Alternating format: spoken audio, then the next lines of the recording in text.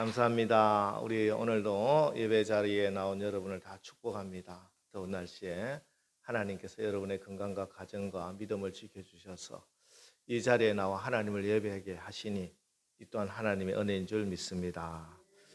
사도행전 말씀 계속 이어나가도록 하겠습니다. 안디옥 교회를 통해서 세계 최초의 선교사로 파송된 바나바와 바울의 팀은 예루살렘에서 데리고 온 마가 요한을 데리고 먼저 바나바의 고향이기도 하지요. 구브로섬이라고 하는 섬에 가서 로마의 총독에게까지 복음을 전하게 됩니다. 그리고 이제 본격적인 선교를 위해서 내륙 지방으로 가기 위해 배를 타고 밤빌리아에 있는 버가라고 하는 곳에 이릅니다. 그러나 그곳에서 이 선교팀에 큰 위기가 닥치는데요. 이제 선교팀장이 된 바울이 풍토병에 걸리게 됩니다. 또 수행원이었던 마가가 무슨 일인지는 정확하게 알 수 없으나 이 선교팀과 갈등이 생기고 그 선교팀을 이탈해서 예루살렘으로 돌아가 버립니다. 하지만 이런 환경과 상황에 낙심하지 않고 험산줄령 타우루스 산맥을 넘어서 저기 비시디아 안디옥까지 이 선교팀이 가지요. 물론 이것은 바울에게 생긴 질병의 치유를 위해서 어쩔 수 없이 간 길이기도 하지만 또 이로 인해서 갈라디아 지방의 교회들이 세워지고 훗날 우리에게 너무나 귀중한 성경 갈라디아서가 기록되게 되었다. 이게 바로 되어지는 은혜다. 이게 지난 시간에 우리가 나누었던 말씀입니다.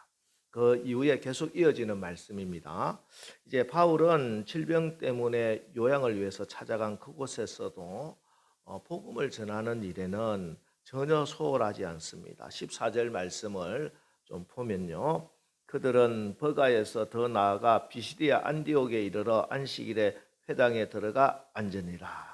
안식일이 되자 회당으로 찾아갑니다. 그리고 회당에 딱 앉아 있으니까 회당장이 누구 중에 이 권할 백성들에게 권할 말이 없습니까? 하고 묻자 바울이 일어나서 말씀을 전합니다. 16절 말씀 보면은 바울이 일어나 손짓하며 이르되 이스라엘 사람들과 및 하나님을 경외하는 사람들아 들으라. 여기 이제 회중들에게 손짓을 했다. 이 말은요. 지금 바울이 일어서자 사람들이 웅성웅성 아니 뭐야? 왜 이러지? 웅성웅성 그랬다는 것이에요. 그러니까 여러분 공항에 가면은 자주 듣는 안내 방송 있죠. Attention please. 주목하십시오. 이런 뜻이에요. 자, 주목하세요. 제가 말씀을 전하겠습니다. 이런 뜻입니다. 왜 바울이 일어서자 사람들이 웅성웅성 했을까요? 그거는 지금 바울의 형색이 누가 보더라도 저 사람이 오늘 예배 자리도 나오기 힘드는 저런 몰골이 아닌데 병색이 너무나 완연했다는 것이에요. 이제 그곳에서 풍토병 때문에 버가에서 풍토병 때문에 어쩔 수 없이 그 고산지대로 왔지만 타우루스 산맥을 넘어서 그 환자가 넘어왔으니 얼마나 모습이 초췌했겠습니까? 누가 보더라도 저 사람이 일어설 수나 있을까 싶은 그 몸을 이끌고 바울이 아마 비틀비틀거리면서 일어섰을 겁니다. 그렇습니다. 여러분, 환경이 아무리 열악해도 내가 아무리 약해져 있어도 반드시 전파되고 가르쳐야 할 말씀이 있습니다. 너는 말씀을 전하라. 때를 얻든지 못 얻든지 항상 힘써라. 훗날 디모데에게 바울이 권했던 그 말씀처럼 바울은 지금 자기 몸이 말이 아니지만 그래도 오늘 이 회당에 온 이분들에게 꼭 전할 말씀, 반드시 전파되어야 할 그 말씀이 있기에 그 몸을 일으켜 세운 겁니다. 그게 그 내용이 오늘 본문의 내용들이에요. 17절로 41절에 쭉 기록되어 있는 바울의 설교입니다. 사실 바울이 설교를 얼마나 많이 했겠습니까? 그러나 사도행전에는 이 바울의 설교가 이 한 편밖에 없어요. 그 이후의 설교는 아마 이 설교의 내용을 기반으로 해서 계속 반복적으로 했겠죠. 그래서 사도행전에 나오는 3대 설교, 베드로의 설교, 또 스데반의 설교, 오늘 바울의 설교. 이 세 편의 설교 중에 오늘 바울의 설교입니다. 이 바울의 설교는 이렇게 시작합니다. 17절, 18절. 이 이스라엘 백성의 하나님이 우리 조상을 택하시고 애굽 땅에서 나그네 된 그 백성을 높여 큰 권능으로 인도하여 내사 광야에서 약 40년간 그들의 소행을 참으시고. 이 주어가 뭡니까? 하나님. 이스라엘 백성의 하나님이. 여러분, 복음의 주인은 하나님이십니다. 설교는요, 하나님을 증거하는 거예요. 하나님의 성품, 하나님이 하신 일, 하나님의 은혜를 증거하는 게 설교인 겁니다. 그래서 여러분 설교 듣고 나서 다른 어떤 것이 여러분의 마음에 남아 있으면은 그 설교 아무리 잘 준비되고 아무리 화려하고 아무리 잘된 설교를 하더라도 그 설교는 사실은 망친 설교예요. 좀 부족하고 좀 더듬고 한다 하더라도 그 설교 듣고 성도들 마음, 여러분의 마음에 이 예배당을 나가시면서 하나님이 다 계시면은 그 설교야말로 가장 귀한 설교고 하나님 기뻐하시는 설교. 그 설교의 목적을 이룬 거예요. 여러분, 이 남설교회 강단에서 선포되는 설교가 하나님을 증거하고 하나님이 드러나는 설교가 되기를 축복합니다. 그렇게 기도해 주세요. 그래서 매일매일 예배 드리고 나가는 여러분의 마음의 중심에 다른 어떤 거는 없어도 하나님은 꽉 차서 나가시는 은혜가 있기를 주의 이름으로 축복합니다. 근데 사실 설교만 그런 게 아니에요. 이 예배 드리는 것도 하나님이 주인이시고 여러분의 인생의 주인도 하나님이시고 우리 찬양을 받으실 분도 우리 하나님이시고 우리의 기도에 응답하시는 분도 하나님이세요. 태초에 하나님이 천지를 창조하시니라. 그렇습니다. 여러분, 하나님이 온 세상의 주인이시고 하나님이 온 세상을 다스리는 왕이십니다. 모든 것은 다 그렇기 때문에 하나님의 뜻대로 이루어질 수밖에 없는 거예요. 여러분, 모든 존귀와 영광과 찬양을 받으실 우리 하나님께 우리 먼저 하나님께 감사와 영광의 박수를 한번 올리겠습니다. 할렐루야. 여러분, 이게 가장 중요한 겁니다. 설교에서 주어 하나님. 자, 이 하나님께서 그러면 어떻게 행하시는가? 하나님이 하시는 일이 뭔가? 어떻게 우리에게 행해 주셨는가? 그걸 이제 설교를 하는데 다시 17절 말씀을 보면요. 이 이스라엘 백성의 하나님이 우리 조상들을 택하시고 애굽 땅에서 나그네 된 그 백성을 높여 큰 권능으로 인도하여 내사. 주어는 하나님이고 이 하나님이 행하신 동사, 첫 번째 나오는 동사는 택하다 하는 말씀, 택하다 하는 단어입니다. 여러분, 왜 이스라엘이 선민입니까? 왜 하나님이 이스라엘 백성들을 통해서 역사하십니까? 하나님이 택했기 때문에. 왜 하나님이 이스라엘 백성을 택했습니까? 그들이 강하고 위대한 민족이라서? 그들이 하나님 백성들 자격이 있어서? 아니죠. 오히려 그 반대입니다. 우리 신명기 7장 7절 8절 말씀을 보면은 이렇게 기록되어 있어요. 여호와께서 너희를 기뻐하시고 너희를 택하심은 너희가 다른 민족보다 수요가 많기 때문이 아니라 너희는 오히려 모든 민족 중에 가장 적으니라. 여호와께서 다만 너희를 사랑하심으로 말미암아 또는 너희의 조상들에게 하신 맹세를 지키려 하심으로 말미암아 자기의 권능의 손으로 너희를 인도하여 내시되 너희를 그 종되었던 집에서 애굽 왕 바로의 손에서 속량하셨나니. 이들 민족은요, 세상의 민족 중에 가장 적다는 건 숫자가 적다는 그런 의미보다 그들이 한 모든 일들이 다 미미하다는 거예요. 가장 약자라는 것입니다. 다만 하나님이 너희를 사랑하심으로 말미암아 하나님의 일방적인 사랑 때문에 그리고 너희의 조상들에게 하신 맹세를 지키려 하심으로 말미암아 하나님의 하신 맹세, 약속, 아브라함과 이삭과 야곱에게 하신 그 약속 반드시 지키시는 하나님의 성품 때문에 하나님께서 이스라엘 백성들을 택하여 주셨다는 것입니다. 여러분, 그렇습니다. 지금요, 우리가 예수를 믿고 교회를 다니고 오늘 이 주일날 아침에 교회 나와 예배 드리는 거, 또 하나님을 사랑하는 마음이 있어서 교회를 위해서 헌신하고 기쁘게 헌신하는 거, 그거요, 내가 뭐 하나님 이해를 해서 하나님을 깨닫고 내가 하나님을 택해서 그게 아니에요. 하나님이 가장 부족한 저와 여러분을 사랑하셨기 때문에 하나님의 그 약속의 말씀을 따라 택해 주셨기 때문입니다. 그래서 우리가 이 사실을, 이 은혜를 안다면은 우리에게 남는 것은 감사밖에 없어요. 하나님께서 나를 택하신 건 너무 귀한 일이지만 또 자랑할 것도 없어. 왜? 작아서, 약해서, 자격이 없어서, 그래서 택해 주셨기 때문에 감사밖에 없는 거예요. 여러분, 날마다 여러분 이 은혜가 흐르시기를 주의 이름으로 축복합니다. 가장 중요한 이 은혜를 잊지 마시고 여러분 마음에 항상 기쁨이 넘치고 감사가 넘치는 신앙생활 하시기를 주의 이름으로 축복합니다. 그리고 하나님이 이렇게 택하신 이유는 왜 택해 주셨느냐? 17절 말씀 다시 한번 봅니다.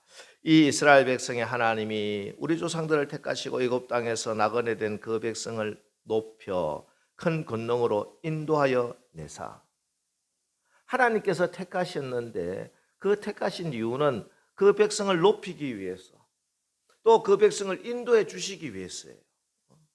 애굽 땅에서 나그네된 그 백성, 이집트의 바로의 노예였던 이스라엘 백성을 자유민으로 높여주시기 위해서, 지옥의 수렁에 들어가 있는 우리들을 높여주시기 위해서, 그리고 이 험한 세상 가나안 가는 그 광야 40년을 인도해 주시기 위해서 하나님이 우리를 택해 주셨다 하는 것입니다. 자, 그런데 우리 하나님이 우리를 택하셔서 높이시고 인도해 주시는데 하나님이 그것 때문에 어쩔 수 없이 늘 하셔야 할 일이 있습니다. 그게 18절입니다. 우리 18절 말씀 우리 한 목소리로 한번 읽어보겠습니다. 시작. 광야에서 약 40년간 그들의 소행을 참으시고, 하나님이 우리를 택해 주셨기 때문에 하나님께서 우리를 높여 주시기 위해서, 하나님이 우리를 인도해 주시기 위해서 하나님은요 날마다 참으셔야 했습니다. 이것을 소위 은혜의 스캔들이라고 하는 말로 하기도 하는데요, 하나님께서 가장 천하고 자격 없는 자를 택하시고 높여주시고 인도해 주시는 것 때문에 하나님은 그 기간 내내 고통받으시고 참으셔야 합니다. 그렇지 않습니까 여러분? 구원의 역사, 출애굽의 역사를 한번 보세요. 광야 40년 한번 보세요. 그냥 그 광야 40년 통틀어서 한마디로 하면은 하나님이 참으신 기간이에요. 하나님 참으신 기간. 6월절 어린 양의 피로 죽음에서 건짐을 받고 홍해를 갈라서 이집트 그 철병거를 다 수장시켜 주셔서 출애굽의 은혜를 베풀어 주셨는데, 그러나 그들은 늘 불평하고 끊임없이 원망했어요. 하늘에서 만나를 내려줘도 생선과 오이와 참외와 부추와 파와 마늘 없다고 그거 불평하더란 말이에요. 그 후에도 하나님 가나안 땅 어떻게 주셨어요? 범람하는 요단강을 가르시고 저 철옹성 여리고성을 무너뜨려 주시고, 그부터 시작해서 하나님께서 가나안 땅을 다 주셨는데, 믿음으로 밟는 그 땅 다 주셨음에도 불구하고 그 땅에 들어갔어도 틈만 나면 하나님 배반하고 바알과 아세라를 섬기고 우상 숭배하고, 그 기간 내내 하나님이 하실 일은 참으시는 것이었어요. 참으시는 거. 왜 참으셔야 합니까? 하나님이 택하셨기 때문에 그래요. 여러분, 하나님이 나를 택해 주셨다는 게 얼마나 귀한 일인지 다시 깨달아야 됩니다. 하나님이 나를 선택해 주셨다, 택해 주셨다. 이 사실이 믿어질 때 우리는 구원의 확신에서 흔들릴 수가 없어요. 요 근래 우리 교회 앞에 화단에 좀 유심히 보신 분들은 좀 이 교회가 이 화단이 왜 이렇게 깨끗해졌지? 지금 여름에 이 장마철 지나면 난리 굿이 아니었어요. 이게 얼마나 잡초가 많이 많아요. 그랬는데 지금 보세요. 하단에 잡초가 하나도 없어요. 그전에는 이 구청에서 와서 한 번씩 이거 뭐 쫙 한번 해주고 나면은 며칠만 지나면 또 뭐 끊임없이 올라와. 근데 지금 보면요. 앞에 예쁘게 꽃이 막 있고, 그죠? 잡초가 다 사라졌어요. 어떻게 하다가 그렇게 됐을까요? 누군가 저 하단에 꽃을 사서 심고 땀을 흘려가며 정성을 다해서 잡초를 뽑고 가꾸고 그랬기 때문에 그래요. 여러분, 잡초가 생명력이 훨씬 강합니다. 사람 손길 안 닿아도 잡초는 얼마나 잘 자라요. 무섭게 번식합니다. 사람이 애쓰지 않아도 가만히 내버려 두면은 저 교회 앞에 하단은 잡초로 완전히 뒤덮이게 될 겁니다. 반면에 꽃은 혹은 어떤 열매를 맺는 곡식은요, 참 까다로워요. 조금만 물을 주지 않거나 옆에 잡초가 있어도 그냥 시들시들해지고 끊임없이 이 사람의 손길을 요구합니다. 따라서 그냥 편하자고 하면은 잡초가 훨씬 더 편하죠, 그죠? 꽃이나 곡식은 훨씬 어렵습니다. 힘들어요. 그러나 누군가 저 까다로운 꽃과 곡식을 살리기 위해서 가물면 물을 주고 시시때때 잡초를 뽑아주고 시간과 땅과 돈과 정성을 다 쏟고 있습니다. 왜냐하면은 우리가 그것을 선택했기 때문입니다. 잡초를 선택한 것이 아니라 꽃과 곡식을 선택했기 때문에 온갖 정성과 노력과 돈을 아끼지 않는 겁니다. 하나님과 우리와의 관계도 마찬가지입니다. 하나님이 택해 주셨기 때문에 가장 약하고 그렇게 변덕스럽고 늘 배반해도 그렇게 참고 또 참으시는 거예요. 하나님이 택하셨기 때문에 그 선택에 대해서 하나님이 책임을 지시는 거예요. 하나님이 하나님 노릇 해 주시는 것입니다. 그래서 이 꽃이 아름답게 피어서 막 기쁨이 되잖아요. 그게 꽃에 무슨 공로가 우리의 공로가 있어요? 내가 하나님께 아름다운 것을 드렸다, 내 정성과 귀한 것을 바쳤다, 하나님을 위해서 귀하게 헌신했다, 공로가 있어요? 없어요. 하나님이 참고 참아주셨기 때문에 아무 공로 없이 그냥 그 가운데서도 눈물을 흘리며 하나님의 은혜에 감사할 수밖에 없는 거. 이게 우리가 받은 은혜요, 하나님의 참으심의 열매인 것입니다. 여러분, 우리 참으시고 우리를 지금도 참아주시는 그 하나님을 기억하시고 그 하나님을 마음에 품고 이번 한 주간도 승리하며 사시기를 주의 이름으로 축복합니다. 그런데 또 하나 잊지 말아야 할 사실이 있습니다. 그것은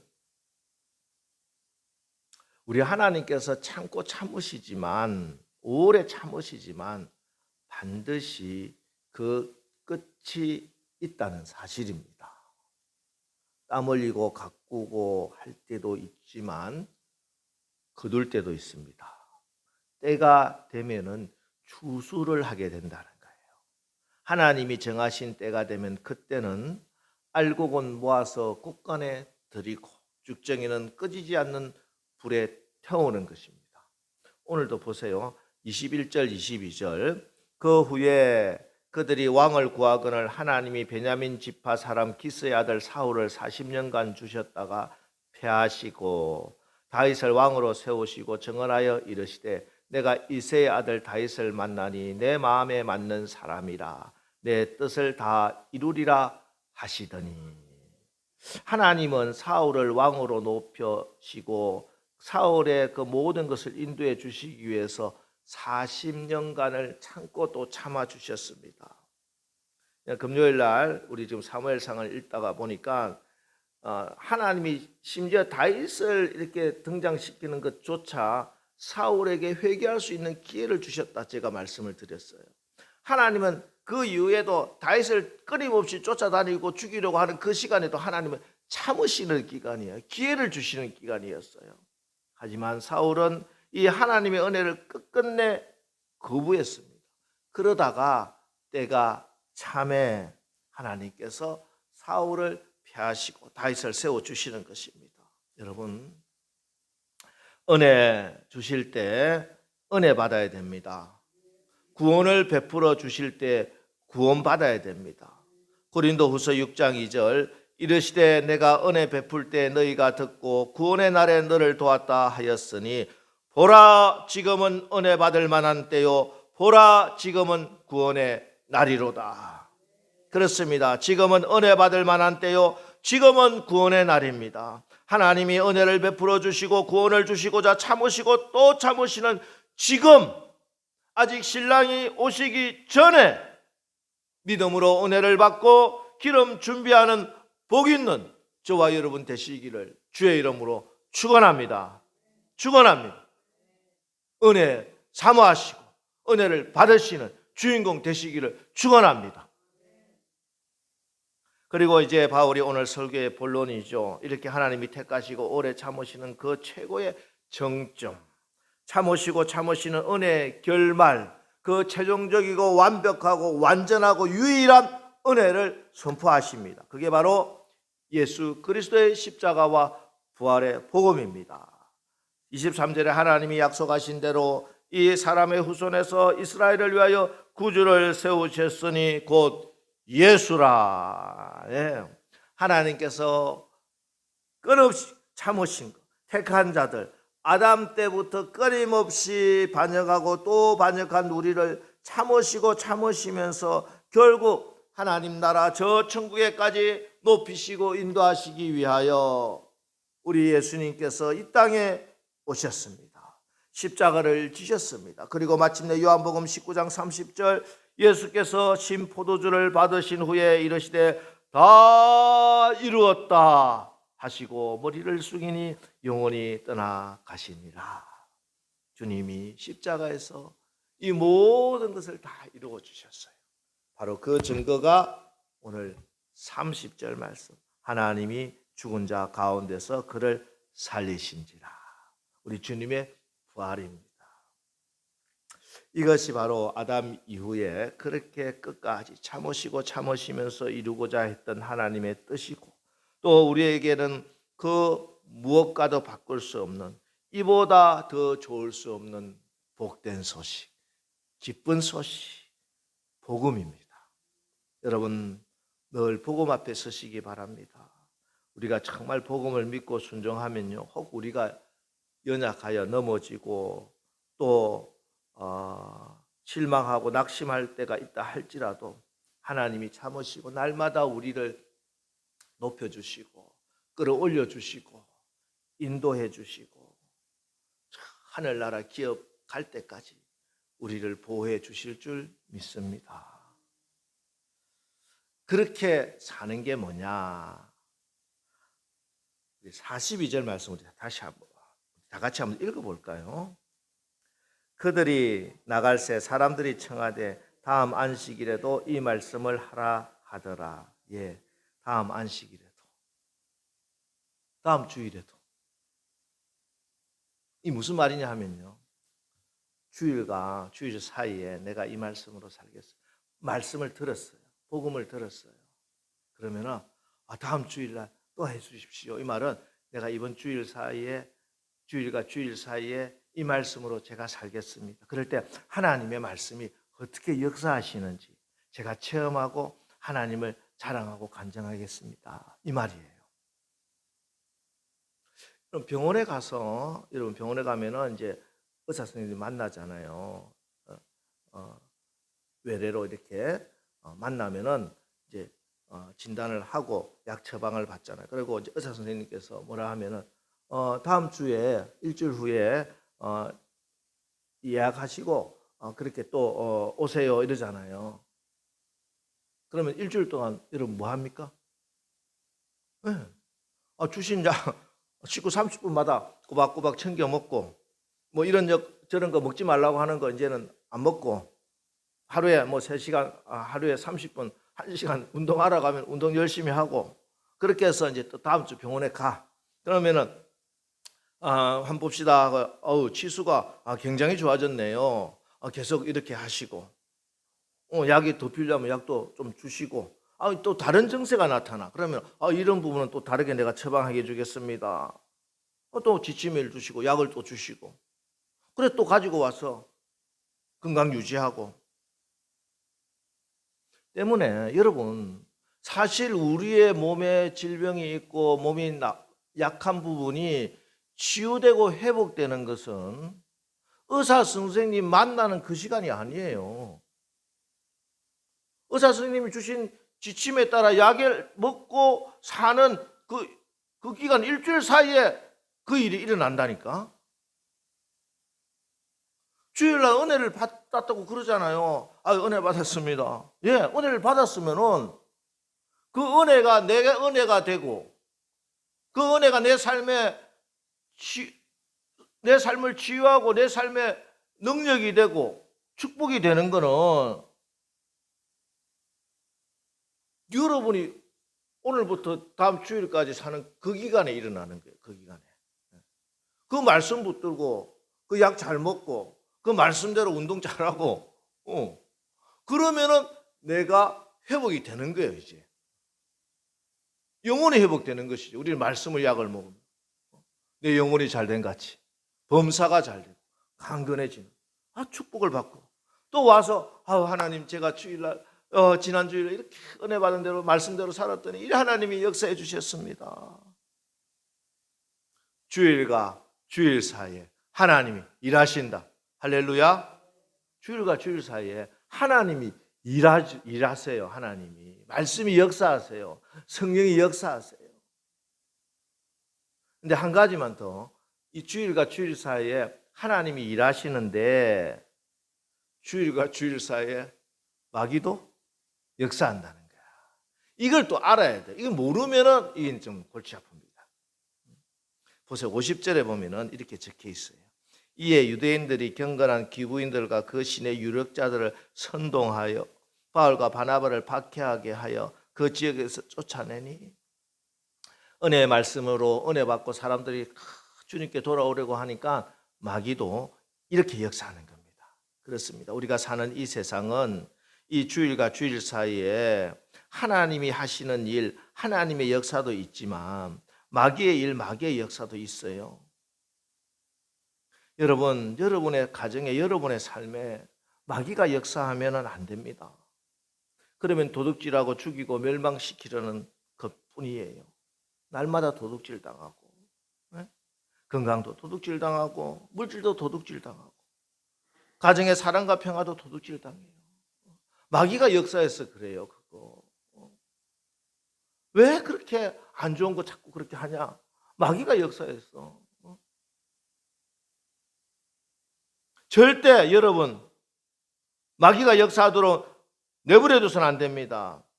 하나님이 일하셔야 해요. 하나님이 역사해야 해요. 그래야 내가 온 것은 양으로 생명을 얻고 더 풍성히 얻게 하려 함이라. 여러분의 삶에 생명의 역사가 일어나고 풍성한 하나님의 축복이 임하게 되는 줄 믿으시기 바랍니다. 하나님이 일하시면 되는 거예요. 하나님이 일하시면. 어떻게 하나님이 일하시겠어요? 예레미야 33장 2절에 보면 우리 하나님께서 이렇게 말씀합니다. 이를 행하시는 여호와, 그 일을 만들어 성취하시는 여호와, 그 이름을 여호와라 하는 이가 일어노라. 하나님께서 하나님의 이름을 걸고 나는 일을 행해 주겠다, 나는 그 일을 만들어 성취해 주겠다, 이렇게 약속을 하고 계세요.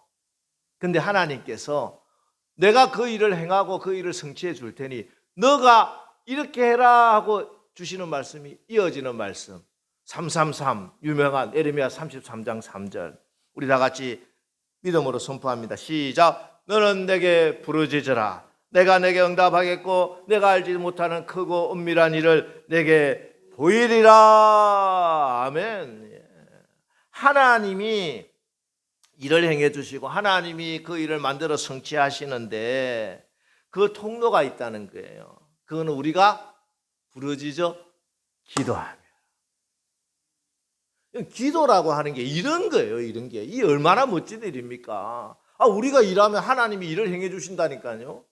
우리가 기도하면 하나님이 그 소원을 이루어 성취해 주신다니까요. 하나님 이런 걸고 약속하신 거예요. 그런데 왜 기도 안 할 수 있어요?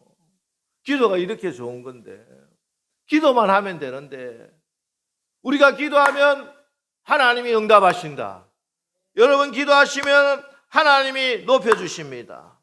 여러분 기도하시면 하나님이 여러분을 인도해 주십니다. 우리가 기도하면 하나님이 은혜를 주십니다. 우리가 기도하면 하나님이 기적을 베풀어 주십니다. 크고 엄밀한 일, 상상도 못했던 그 일을 하나님이 이루어 주시는 줄 믿으시기 바랍니다.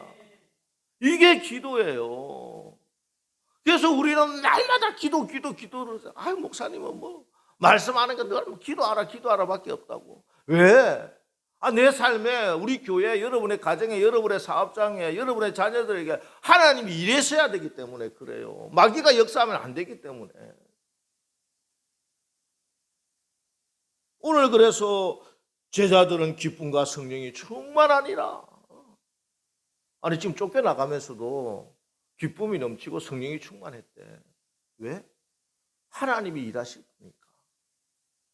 하나님이 일하실 거니까.